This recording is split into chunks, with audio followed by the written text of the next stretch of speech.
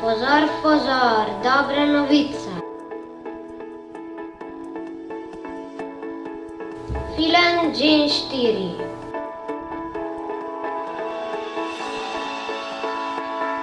Predstavlja besedo življenja, besedo, ki objema ves svet.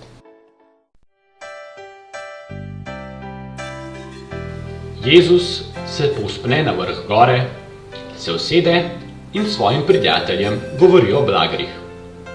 Ali veste, kdo so najbolj blagrovani ljudje na svetu?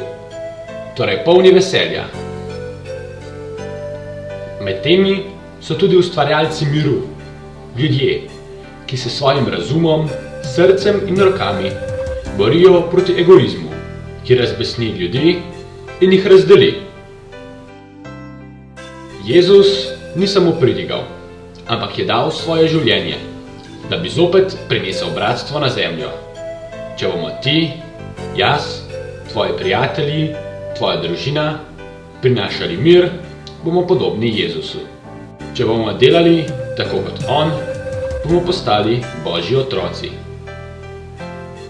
Jezus pravi v Matejevem evangeliju: blagor tistim, ki delajo za mir, kajti imenovani bodo Božji sinovi.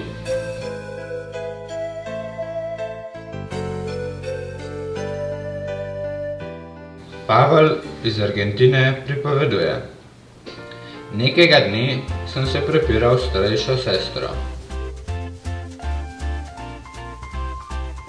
Tisto noč, ko sem potem razmišljal o tem, kako sta se prepirala, nisem mogel spati. Hotel sem se opravičiti, a še ne znam pisati. A imel sem idejo.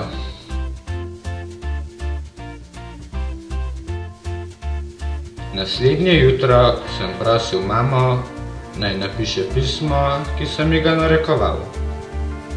Sestrici sem sporočil: prosim te, da mi odpustiš. Tudi jaz ti odpustim in te imam rad. Tukaj je skrivnost naših dejanj ljubezni.